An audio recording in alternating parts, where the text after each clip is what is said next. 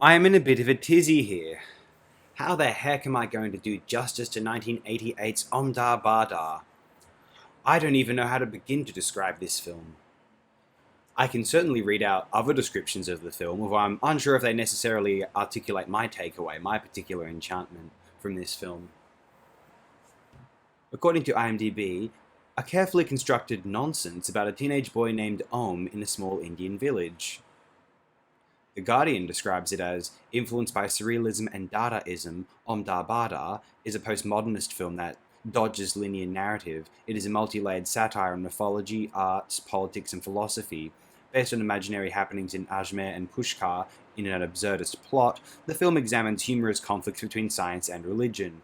Dar-B-Dar is the story of Om and his passage into adolescence. Om is played by Aditya Lakia. Om's strange family includes his father, Babuji, Lakshminarayan Shastri, excuse me if I haven't pronounced that as adequately as I could have, who quits his government job to dedicate himself to astrology, and his older sister Gayatri Gopi Desai, who is dating an idler, Jagdish Lalit Tiwari. Through Om's self-discovery, the viewer is taken into the realm of science, magic, and religion through bizarre symbolism. Supplied to Wikipedia is this plot synopsis. Dar-B-Dar is a portrait of life in Ajmer town, Rajasthan. The film tells the story of a young boy named in the period of his carefree adolescence and its harsh disillusions. The story starts as a comedy and ends as a thriller. Has a rather strange family. His father, Babuji, a government employee, leaves his job so that he can dedicate himself to astrology. Om's older sister, Gayatri, is dating a good-for-nothing fellow. Om is involved in science but is also attracted to magic and religion. In all, it seems that he is really outstanding in his skill and ability to hold his breath for a long time. Another source states, the film plays on the mythological story of Pushkar, which the Hindi god Brahma was to make a part of the heavens, Swarg Ayok, not the earth, Bhumi Ayok. Lord Brahma broke his promise, and with this mythical background, Swaroop hopes to study the processes of postmodernity through its subtexts. Kamal Swaroop addresses television, advertising, and cultural commodification in a systematic way in the masterpiece. Now let's hear it straight from the auteur's mouth. I used to sit for hours, then I would suddenly have a dream. I knew what was cooking inside my head. It used to happen almost like a vision, a sudden outburst of meaning. Then I tried to capture that image in words. I kept thinking even while shooting and it kept transforming. The whole idea in the form of images and sounds used to reverberate in my mind. My job was to capture it. I never thought in words. I still can't do that. In that same interview, he refers offhand to Dar-B-Dar as a film about Brahma. He also states, I was interested a lot in Lord Brahma and his temple in Pushkar. I did a lot of research trying to find out who Brahma was and why he wasn't worshipped. He was considered father of the entire universe, but strangely no one worshipped him. Why was he considered an outsider? This certainly appears to be the case, regarding the deity Brahma, that is. According to Britannica.com, Brahma, one of the major gods of Hinduism from about 500 BCE to 500 CE, who was gradually eclipsed by Vishnu, Shiva, and the Great Goddess in her multiple aspects. Associated with the Vedic creator god Prajapati, whose identity he assumed, Brahma was born from a golden egg and created the earth and all things in it. Later myths describe him as coming forth from a lotus that issued from Vishnu's navel. By the middle of the first millennium CE, an attempt to synthesize the diverging sectarian traditions is evident in the doctrine of the Trimurti, which considers Vishnu, Shiva, and Brahma as free forms of the supreme unmanifested deity. By the 7th century, Brahma had largely lost his claim to being a supreme deity, though the Trimurti continued to figure importantly in both text and sculpture. Today there is no sect that exclusively worships Brahma, and few temples are dedicated to him. Nevertheless, most temples dedicated to Shiva or Vishnu contain an image of Brahma. I find some more information about this film's director, Kamal Swaroop, and Dar-B-Dar itself on his own Wikipedia page. The idea of Dar-B-Dar came to Swaroop on the sets of Gandhi. I actually remember that. I watched Gandhi not long ago. You can view the film of the day, and I noted Kamal Swaroop in the credits at the end there. I was very, very happy to see that. Anyway, he said, I managed the crowds and told stories to keep them entertained. One of it was about a boy who skips school and runs away from home when the results are due. Then discovers that he can make a living by holding his breath for a really long time, just like the frogs. Dar-B-Dar is set in a mythical small town in Rajasthan and tells the tale of the boy Om growing into adolescence. Son of a fortune teller, Om's major problem is that, riddled with guilt about his voyeurism, he believes himself to be responsible for everything that happens around him. Meanwhile, his elder sister Gayatri, who is being courted by Jagdish, dreams of a future in which he can ride a bicycle or sit in the men's section of a movie theatre. Excuse me. Many of Ohm's fantasies about sexuality and death are graphically realized in remarkable song sequences. The science teacher dissecting a frog expands into a Federico Fellini-inspired Rana Tigrina, a number, or the moonwalk on a terrace on the night that Neil Armstrong landed on the moon. This double-edged satire requires a further dimension with the entry of Kumari, whose sexuality brings out beguiling yet horrifying message. The war is declared as Diwali firecrackers become real explosions. His father's diamonds, hoarded for black market reasons, are swallowed by frogs. In the end, Om atones by enacting the traditional legend of Brahma's descent to Earth. Made in 1988 with the help of National Film Development Corporation of India, Dar-B-Dar made it to the festival circuit and then shuffled out into obscurity. This film was a major attraction in the festival circuit and premiered at the Berlin Film Festival but never got a theatrical release in its home country. And now, the semi-famous blog post celebrating this film, which can be found on the 7thart.info, first posted, I believe, in 2009. If one is asked to describe briefly what Kamal Swaroop's Dar-B-Dar is, some of the answers could be carefully constructed nonsense, endless dream of a cinephile, a satire on everything, full stop to Indian parallel cinema, random footage, extremely challenging piece of filmmaking, the great Indian LSD trip, landmark Indian film that aims big.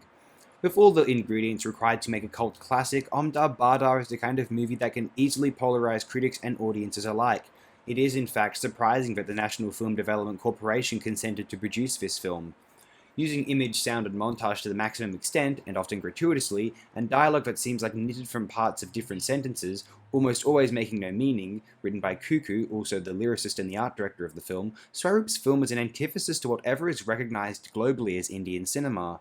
A reason good enough to make Dar-B-Dar a must-see movie. Here's the plot of the film.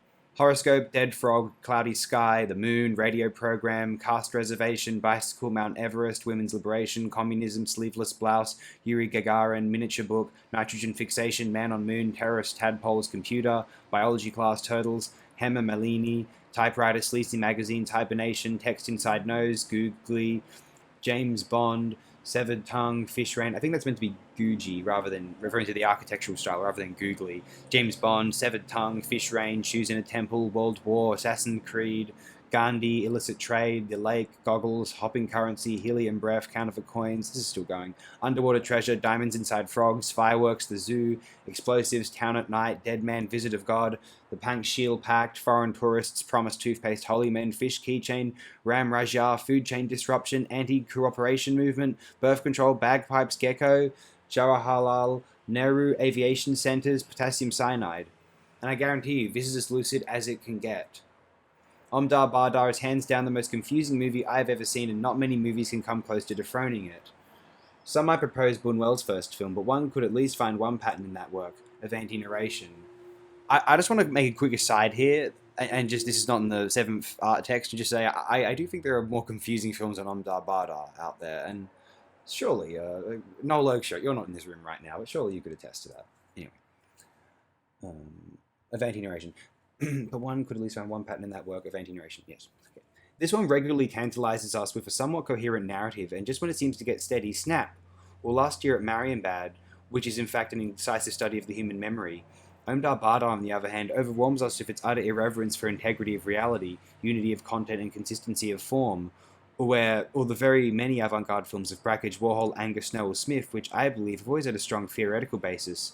No, this film does not have any single central factor as its theme or motivation. Of course, one can find shreds here and there in the film that do make it seem like dealing with the idea of identity crisis in suburban India, but that's strictly on a speculative level.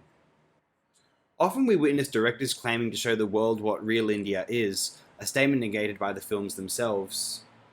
I just want to make a quick aside here. I don't know if the author of this piece actually read anything that Kamal Swaroop actually wrote about the film. Maybe they had, I'm not sure, because that is very enlightening and insightful to actually read what Swaroop had to say. I certainly thought so anyway. Anyway, often we witness directors claiming to show the world what real India is, a statement negated by the films themselves. Leave alone filming it is to be accepted that even understanding the dynamics of such a largely diverse country is a near impossibility. But if there was ever a film that attempted to capture the workings of real India almost in its entirety, it has to be this one. Yes, it does bite much more than it can chew, but surely digestion is not its intention. In a country where science, religion, mythology, arts, politics, and philosophy seep into common lives trying to overpower each other, there is no single way to separate these threads so as to examine their influence on the way of life. This is a nation where the apparently inexplicable supernatural walks hand in hand with the most modern of scientific theories. In one scene in the film, Gayatri, Gopi Desai, asks Jagdish Lalit Tiwari if women can really climb Mount Everest without the help of men. He tells her, why not? After all, goddess Parvati did it. A culture that is exposed to all the isms of Western thinking yet revels in having its own interpretations of them. Wearing a sleeveless blouse is equated to emancipation of women. And a country whose emotions are largely dictated by cinema, television, and pop culture. Dar-B-Dar can be seen as a jab at just about every genre in Indian cinema. Conventional and good cinema has relied on the fact that human psychology manifests itself in the form of their behavior and speech, and hence an unhindered documentation of their lives would help us understand them better. But not many filmmakers seem to have embraced the reverse process, an entry into the real via the surreal. Kolka fittingly calls Bunwell the near-realist of the unconscious, and each one of his films testifies that. Likewise, the whole of Dar-B-Dar could well be the ultimate Freudian exercise that could help us deconstruct the actual world that Om lives in, a world that is as much fueled by a love for pulp novels and thriller movies as it is by an aversion to zoology. But all is not so simple, and the film is far from an extended dream sequence. Swaroop could have easily had Om, or his father, who begins the film's narration, wake up at the end of the film, thereby taking us back to our comfort zones. Instead, he seamlessly blends present reality, past reality, and fantastical reality to create an elusive work of cinema that defies literature, science, and rationality. Dar-B-Dar is an utterly frustrating, endlessly irritating, and supremely hilarious film. Is it nonsensical? Yes, that is precisely its function. Is it pretentious? No, that can happen only when a film attempts to be something. Is it a one-of-a-kind movie viewing experience? You bet. Whatever one calls it, you cannot deny one fact.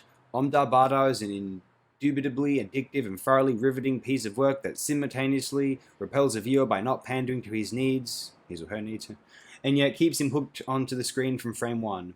Quarter hour into the film, I was completely disarmed and found myself laughing out loud for the rest of the film, despite, rather because of, the meaningless of it all. Dar-B-Dar is perhaps the kind of vision that flashes moments before one's death. Call it the birth of Indian cinema, call it its death, call it Dadaist, call it anti-art, but be sure to bask in its absurdity while it lasts. You don't need to browse the internet to find out more about a film, folks, just watch my video on the film. Now that's by a long way of maximizing the possibility of my own personal take on the film. I can narrow down from various sources and develop a potentially unique analysis of this work now. That is my own. But why bother? Well, from my perspective, just for a bit of fun. That temptation mentioned in the 7th art post to describe this film as some kind of Hindu-inspired LSD trip is omnipresent, although a part of me considers this to be somewhat lazy. We know what this film is intended as from the perspective of its director. We can gauge where it fits in the pantheon of India's cinema tradition, partially thanks to the aforementioned 7th art blog post. But what is the philosophical relevance of the film for our lives? What unique experiential insight are we meant to take away from Dar-B-Dar, or what can we take away from it? Aside from it being one of the most creatively ambitious films of the entire 1980s, both narratively and technically, Dar-B-Dar is a film that makes manifest the abstract lucidity of imagination and daydreaming. Like dreams under sleep, our dreams whilst awake might not make any literal sense under skeptical scrutiny. They might be dismissed as nonsense by others, although to the dreamer they are coherent, even if they cannot explain it in words. Dreams under sleep are not consciously coordinated in the same way, and although they might more frequently introduce surreal, psychedelic imagery into the storyline, they might be more comparable to pure avant-garde expression rather than conscious pattern forming. Whilst emotionally motivated, sleep dreams are not considered compositions. You know what I mean by considered, like conscious. You know. A daydream, on the other hand, not considered as in academically, scientifically.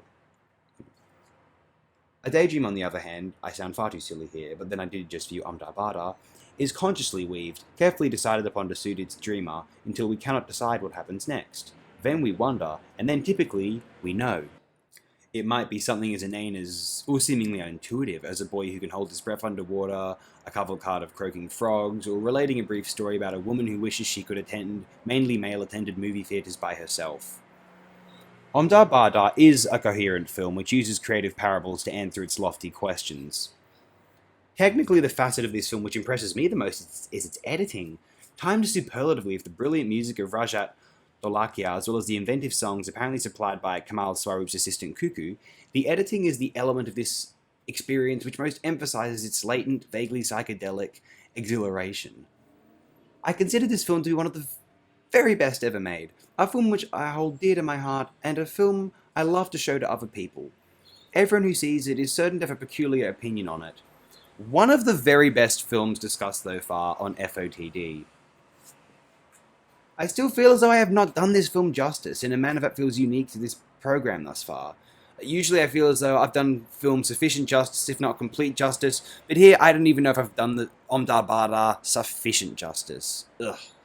Also, Dar-B-Dar holds the distinction of having one of the most unusual film posters of all time. You'll witness it at the very end of this video here.